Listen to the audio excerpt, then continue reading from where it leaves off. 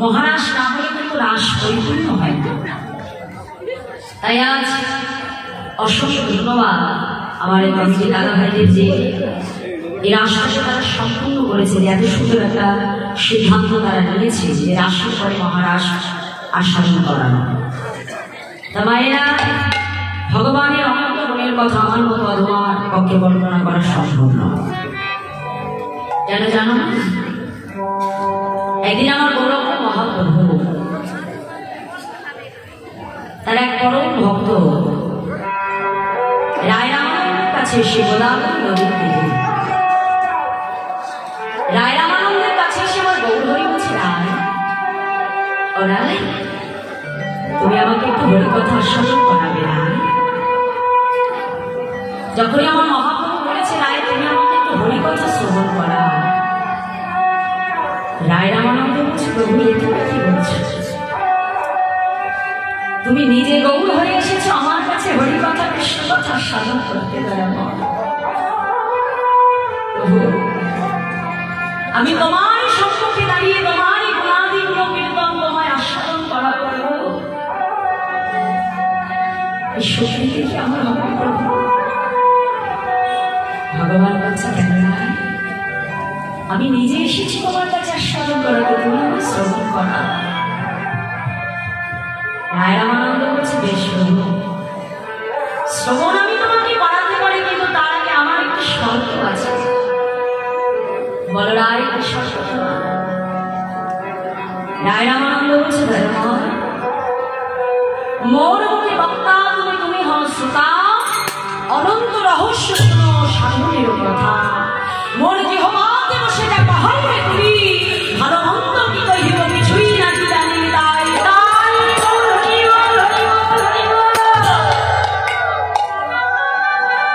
রায়রামানন্দ ছুটে গিয়ে গৌর চরণটা জড়িয়ে ধরেছিল। আজ আমার জিহ্বাতে বসে আছে, আমায় দিয়ে তুমি যা বলাবে তুমি তাই শ্রবণ করবে। তাই হে আমার গৌর ভক্তমন্ডলী, ভক্তিমতী মায়েরা, আজ আপনারা কৃপা করে আমাকে দিয়ে যেটুকু আস্বাদন করিয়ে নেবে, আমি কিন্তু সেটুকুই আস্বাদন করাতে পারব।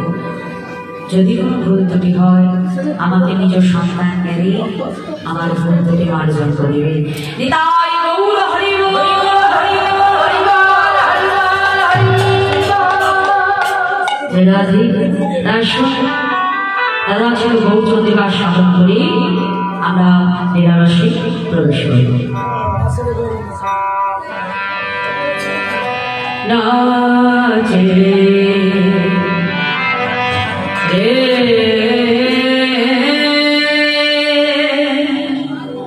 নাচে গো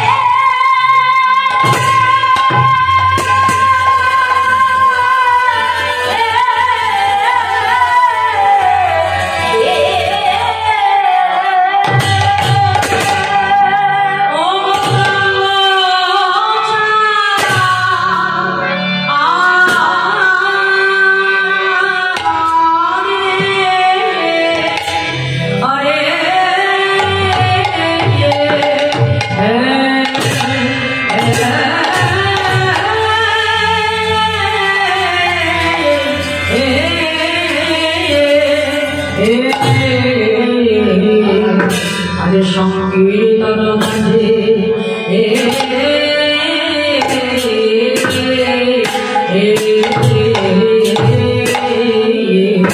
আজ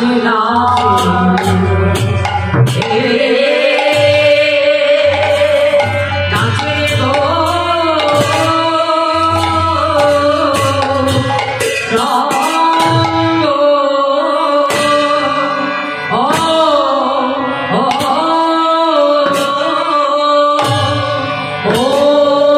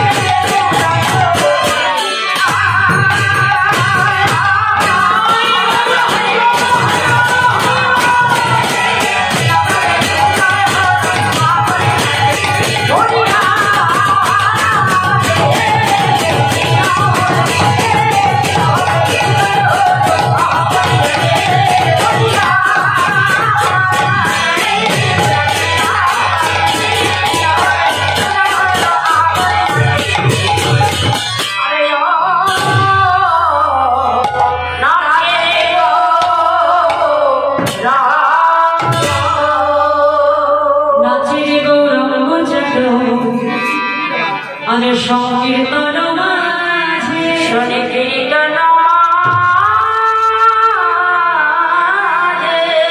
আজি সোনার নপুরে রাঙা নুনু বাজে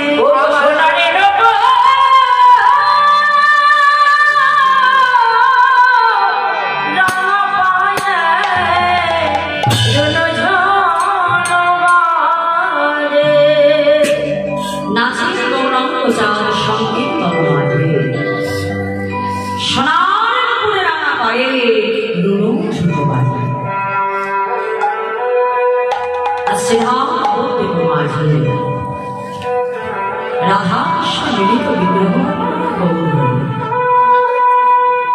এলেন কোথায়? শ্রীধাম নবদ্বীপ মাঝে করুণার অবতার দয়াল গৌর হরি শ্রীরাম নবদ্বীপ মাঝ রবলীন হয়ে আমাদের মতো পরিহত চিত্ত ধার করবার জন্য বৃন্দাবনের সেই অপ্রাকৃত মহারাষ্ট্রা হরিনাম সংকীর্তন হবে জীবের সর্বপ্রচারিত প্রকাশ। শাস্ত্র বলছে যে রাধা কৃষ্ণ একাত্মা দুই দেহধরি অনন্য বিলাসের রস আস্বাদন করি এবে দুই দেহই আমার চৈতন্য গোসাই রাধার ভাব রস আস্বাদে প্রভু বলে হরিবল হরিবল হরিবল। বৃন্দাবনে রাধা গোবিন্দ ভিন্ন তনুয়া কিন্তু নবদ্বীপে তারা যখন এলেন ওই দুই ভিন্ন তনু এক হয়ে গৌর হয়ে এলেন নবদ্বীপে। তাহলে সেই বৃন্দাবনের দুই তনু নবদ্বীপে গৌর হওয়ার কারণটা কি ছিল? বৃন্দাবনের দুই তনু নবদ্বীপে গৌর হওয়ার কারণ কি ছিল? একদিন গৌরাঙ্গ মহাপ্রভু আমার প্রেমময়ী রাধারানীকে সঙ্গে নিয়ে একই শ্রদ্ধায় প্রভু আমার সামনে আছে। জয় রাধে রমাইরা কি হলো? এত কথা বললে মন চঞ্চল করলে হবে না। হ্যাঁ, রাসের জন্য যেমন নৃত্যগীত রয়েছে, মহারাষ্ট্রে কিন্তু একটা বিরোধী অবস্থা, একটু মন দিয়ে আস্বাদন করতে হবে। এক একটি নতুন জিনিস সেটাকে ভালো করে যদি বুঝে নেওয়া না হয় মা, তাহলে কিন্তু অসুবিধা হবে। কথা না, সবাই শান্ত হয়ে আজ একটু সময় দেখো, আজ প্রভু করুণা করে কৃপা করে আজ সবাইকে আমাদের একত্রিত করেছে ভগবানের অমৃতময় কথা সাধন করবার। হ্যাঁ, সেইটুকু সময় যদি বাবা নিজেদের ভেতরে কথা বলেই কাটিয়ে দিই, সারাটা জীবন তো এমনভাবে কাটিয়ে দিলাম। তাহলে আজ এটুকু সময় আমরা সংকল্প করবো, আমরা নিজের কাছে নিজেকে কথা দেব যে আজ আর অন্য কথা নয়, আজ শুধু গৌর কথায় নিজের মনকে আমরা নিবেদিত করবো।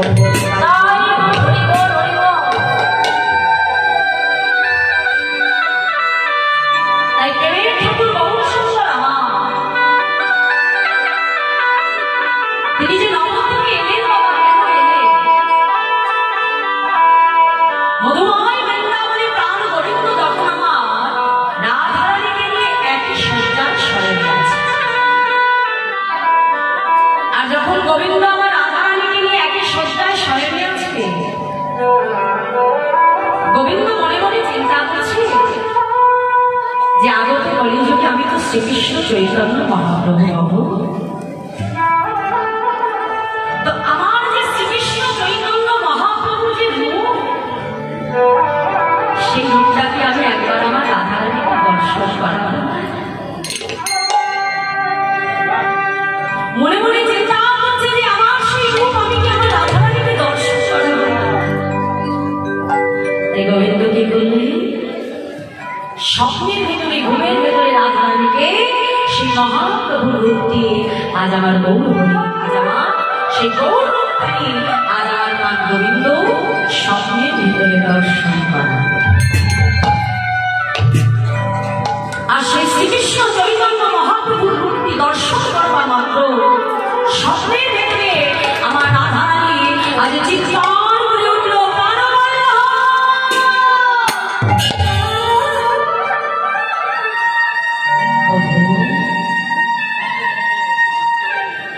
যে রাধারানী কিনা তোমার ছাড়া কিচ্ছু বোঝে না, যে রাধারানী কিনা তোমার ছাড়া কিছু জানে না। আজ সেই রাধারানী স্বপ্নের ভেতরে এক অন্য পুরুষকে কষ্ট করল। তুমি আমায় বলে দাও, তুমি আমায় বলে দাও আমি যে রূপ দর্শন করেছি সেই রূপটি কার? গোবিন্দ বলছে, রাধে, যে রূপটি তুমি দর্শন করেছ তাকে দেখতে নিশ্চয় আমার থেকে সুন্দর। রাধারানী বধূর কাছে এসে বলছে, না, তোমার থেকে সুন্দর সে নয়, তোমার থেকে সুন্দর সে নয়। বধূ, জানো বধূ, এ জগতে কোন রমণীর যদি দুই স্বামী মতো মতি থাকে তাকে সবাই কলম কেটে বলে বিচার দিতে পারে। তবে কি অবশেষে সবাই ভালোবেসে আমি কলম কেটে দিলাম? বলে দাও, তবে কি অবশেষে তোমায় ভালোবেসে আমি কলম কেটে দিলাম?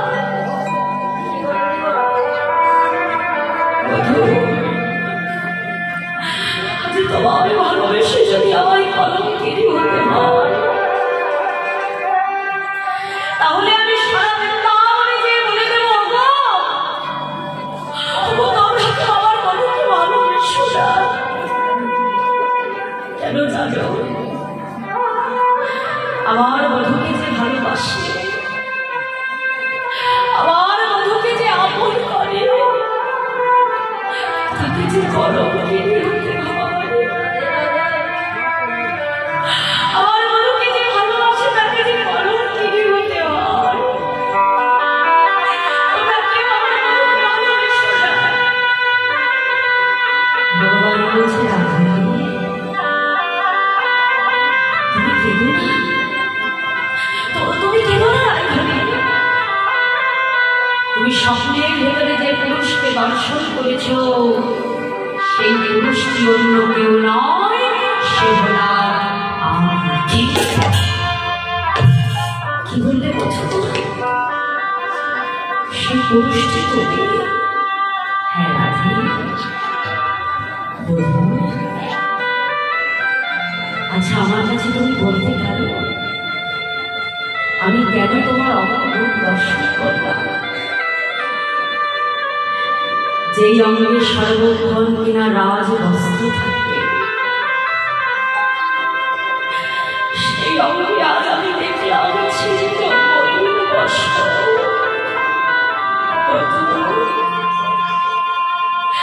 যার হাতে কিনা সর্বদা মোহরগুলো থাকে,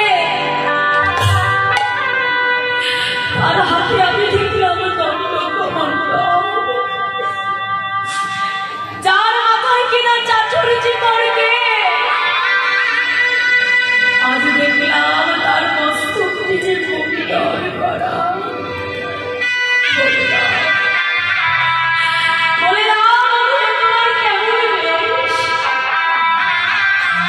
ভগবান বলছে, রাধে, জানো রাধে, এই বৃন্দাবনে এসে আমার সকল মনের বাসনা পূর্ণ হয়েছে। এই বৃন্দাবনে এসে আমার সকল মনের আশা পূরণ হয়েছে রাধে। কিন্তু একটা বাসনা যে আমার এখনো পূর্ণ হয়নি। কি বাসনা ভয়াবহ রাধারানী? এই জগতে ভক্ত আমার ভালোবেসে তারা সুখ পায়। এই জগতে ভক্ত কেন আমার ভালোবেসে হা কৃষ্ণ কৃষ্ণ বলে কাঁদে? আমি ভগবান হয়ে সেটা বুঝতে পারলাম না। মহাজন এনার এক পাশে দাঁড়িয়ে বলছে, দয়াময়, তুমি বুঝবে কেমন করে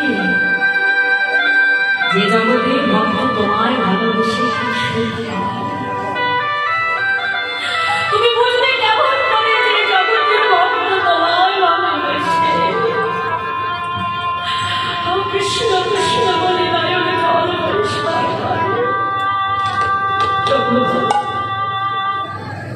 কখনো কোনোদিনও তুমি ভগবান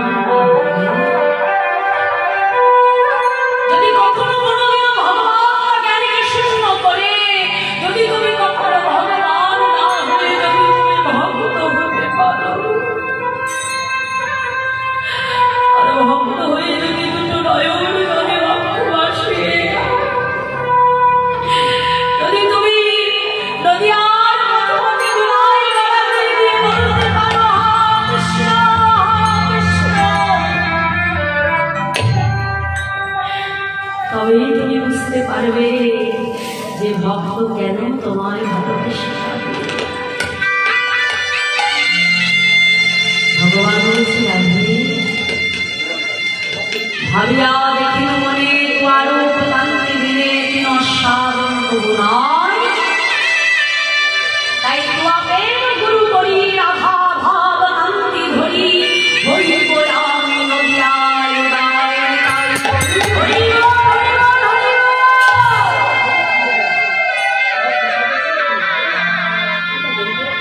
ভগবান ভগবানের কথা শুনে রাধারানী বলছিস বন্ধু তোমার যে অঙ্গে চন্দন এতে আমার হাত থরহরি কম্প যায় যে অঙ্গে সেবা দিতে গিয়ে মা বসুমতীর হাত থরহরি কম্প যায় বন্ধু সেই অঙ্গখানি নদীর পথে ধুলাই গড়াগড়ি দেবে আমি যে সইতে পারবো না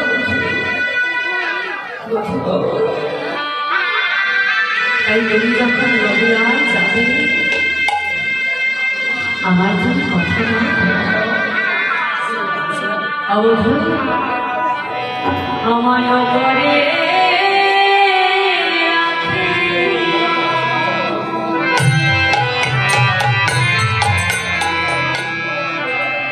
তুমি ভিতরে থাকিও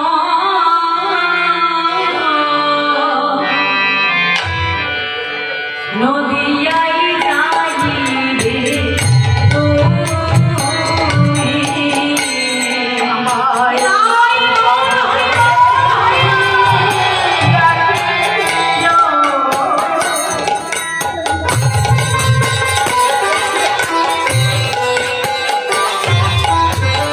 তুমি বিস্তারে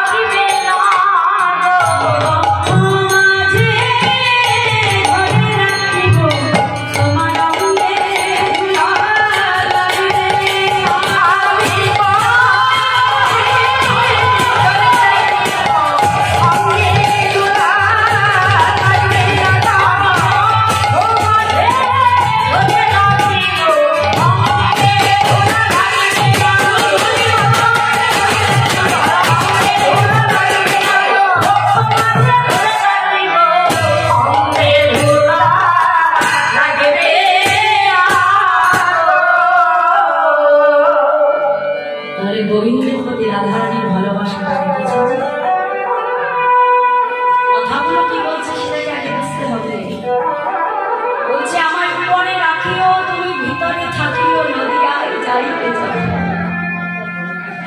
আমার নাম লইয়া ধুলাতে লুকালে বক্ষেতে রাখিব আমি তুই যখন নদী আর পথে পথে হাস্য বলে ধুলাই গড়া করি দেবে আমাকে তুমি উপরে রাখবে কেন জানো যাতে তোমার ওই কমল অঙ্গে কোনো কঠিন আঘাত না লাগে যাতে তোমার ওই সুকমল অঙ্গে কোনো কঠিন আঘাত না যায় বলো বধূ আমায় তুমি সঙ্গ করে নেবে তো তাই তো মা আমার গৌর হরি দেখে অন্তে কৃষ্ণ বাহিরে গোড়া শাস্ত্র বলছে যে শ্রীরাধায় প্রণয় মহিমা কি দিই সময় নইবা সত্য জানাব মধুরিমা কি দিই সভা দিও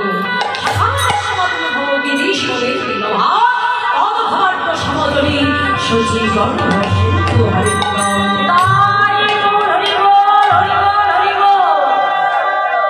এই কারণেই আছে রাধা কৃষ্ণ মিলিত তনু গৌর হয়ে এলে শ্রীধাম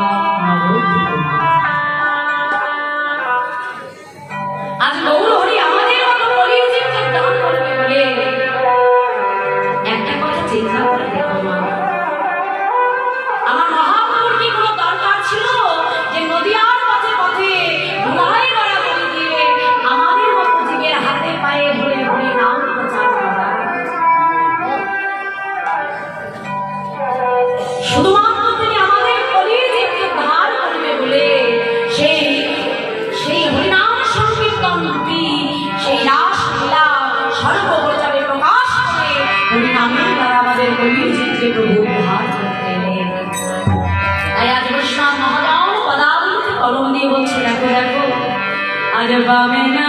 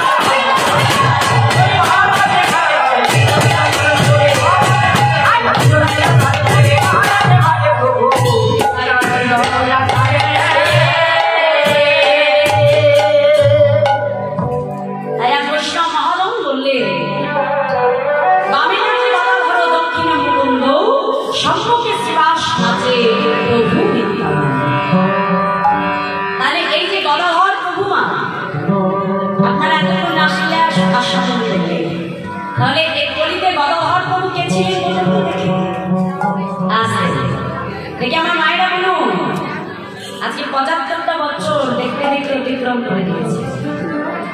হ্যাঁ, এতগুলো বছর কীর্তন শ্রবণ করবার সৌভাগ্য হয়েছে। তাহলে বলুন দেখি, এই কলিতা গদাধর প্রভু কে ছিলেন?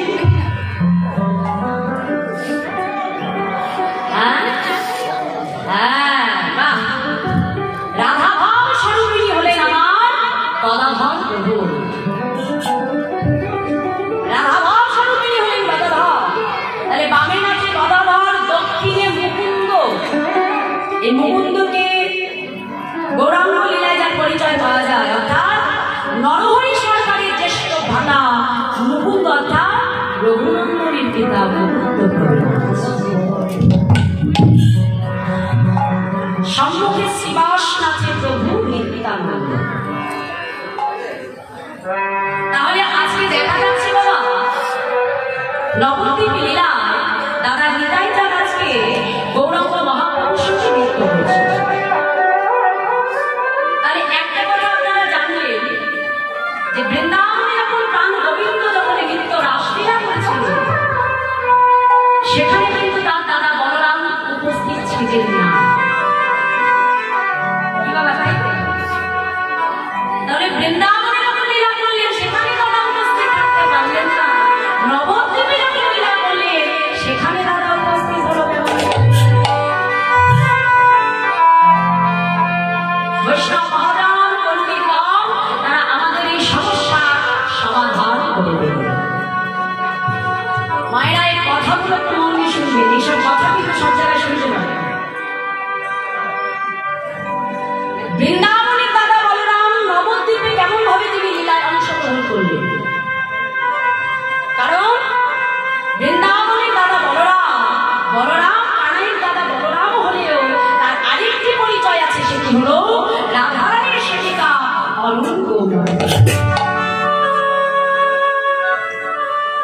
তাই যেহেতু বলাই দাদা আরেকটি পরিচয় হলো রাধারানীর সেবিকা অনঙ্গ মঞ্জরী, তাই আজকে দাদা নিতাই চাঁদ সেই অনঙ্গ মঞ্জরী ভাবে আজ নিতাই চাঁদের সঙ্গে নৃত্য করছে।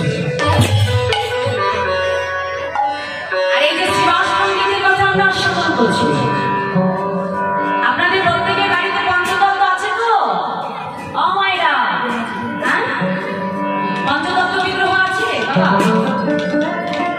আমার প্রভুর অনেক প্রকার ভক্ত, অন্তরঙ্গ ভক্ত, বহিরঙ্গ ভক্ত।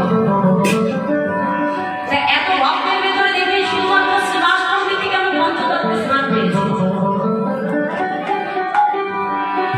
এত ভক্তের ভেতরে শ্রীবাস পণ্ডিতই কেন এলেন? কেন জানেন বাবা? কারণ এই শ্রীবাস পণ্ডিতের মধ্যে এমন বড় ভক্ত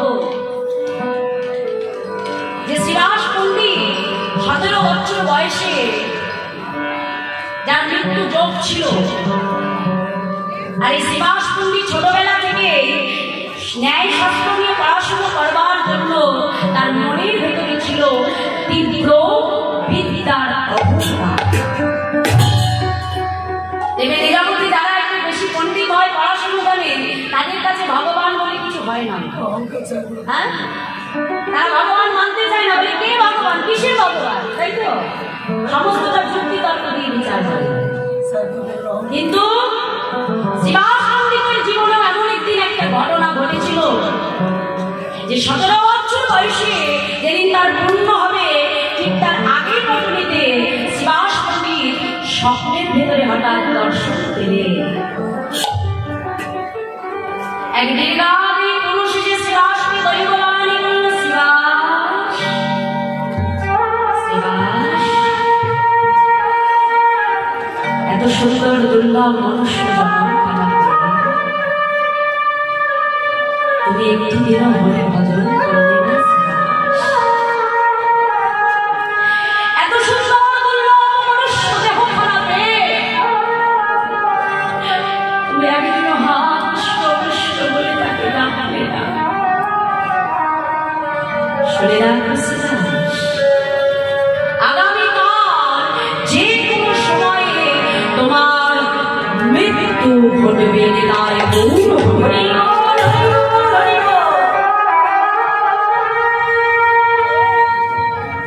বাবা বলুন তো, যে কোনো ব্যক্তির যদি জীবনে কখনো জানতে পারে যে তার মৃত্যু ঘটবে,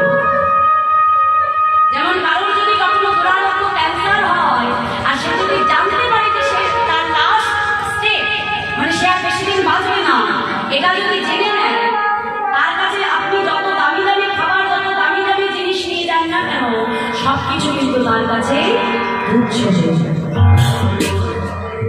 কারণ সে জানে সে আর বেশি দিন বাঁচবে না। তাই যতই দামি, যত আসবাবপত্র, গয়নাগাটি যা নিয়ে যাবে সবই তুচ্ছ। শ্রীবাস পণ্ডিত যখন জানতে পারলেন যে আগামীকাল তার মৃত্যু ঘটবে, মনে মনে চিন্তা করছে, ওরে মন, একটা দিনও তো আমি কৃষ্ণ ভজন করলাম না, একটা দিনও তো আমি প্রভুকে স্মরণ করলাম না। অন্তত মৃত্যুর পূর্বে একবার হলেও একটু গঙ্গা স্নান করে আসি। অন্তত বলতে তো পারবো যে মৃত্যুর পূর্বে একবার হলেও আমি গঙ্গায় স্নান করেছি। যখন গঙ্গা স্নান করতে গেল, স্নান করে যখন ফিরে আসছে, পথের ধারে একজন বাবাজি আজকে তার শিষ্য ভক্তকে নিয়ে শ্রীমদ ভাগবত কথা আলাপন করছে।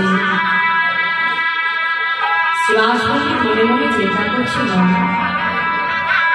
আজকে তো আমার মৃত্যু ঘটেই যাবে, অন্তত শেষবারের মতো একবার আমি ভগবানের কথা শ্রবণ করি। তাই যেই না একটা উঁচু ঢিপির উপরে বসে আজকে ভগবান কথা শ্রবণ করছে, আর ওই ভগবান কথা শ্রবণ করতে করতে হঠাৎ করে শ্রীবাস পণ্ডিত উঁচু ঢিপির উপর থেকে আছাড়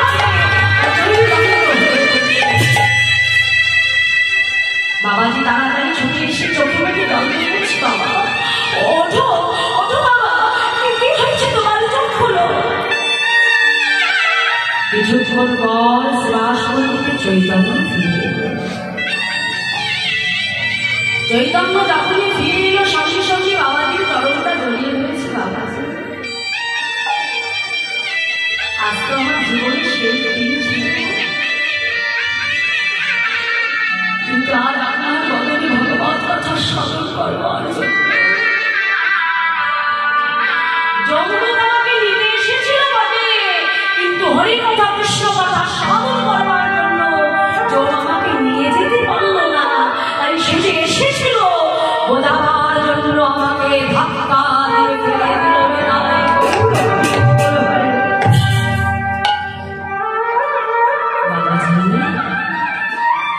মহাপ্রভুর কৃপায় এই দেহ যখন আমি পেলাম, তাহলে আজ থেকে আর এই দেহ অন্য কোনো ধর্মে নয়, আজ থেকে আমার দেহ মন প্রাণ আমি গৌর চরণে নিবেদন করলাম।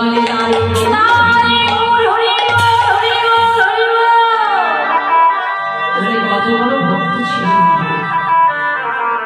তাই আর কৃষ্ণ মহানগণ পদাবলিতে কলম দিয়ে বললে যে বামে নাচে গদাধর, দক্ষিণে মুকুন্দ, সম্মুখে শ্রীবাস নাচে প্রভু নিত্যানন্দ। আরো কি বলছে দেখো দেখো, পূর্বে নাচে পুরুষোত্তম, পশ্চিমে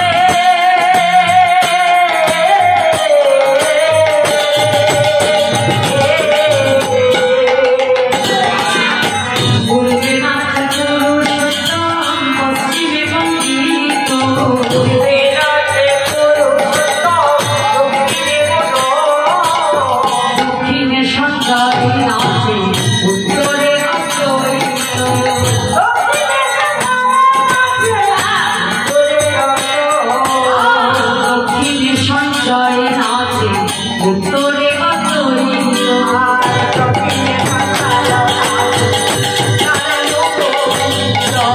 আনন্দয়ার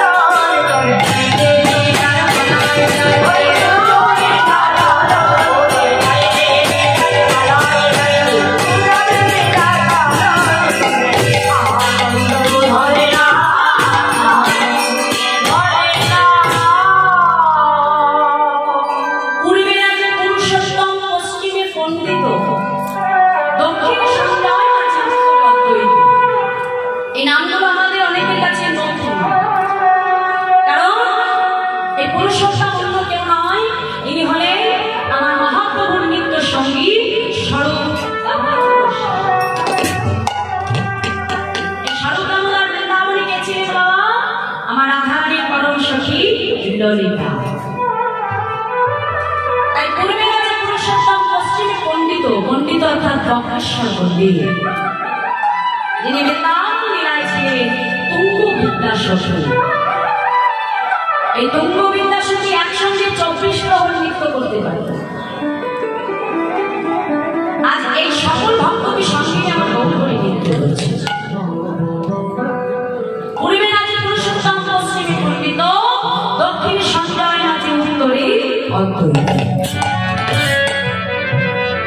মহাজন বলছে এরা কারা বাবা? হ্যাঁ এরা কারা? আজ মহাজন বলছে দেখো দেখো, বলি এরাই তো কারা, এরাই তো কারা গো, এরাই তো কারা, বলি এরাই তো কারা গো, ভগবতীর সঙ্গী যারা এরাই তো কারা, ভগবতীর সঙ্গী যারা এরাই তো কারা, ভগবতী ছিল যারা এরাই তো কারা।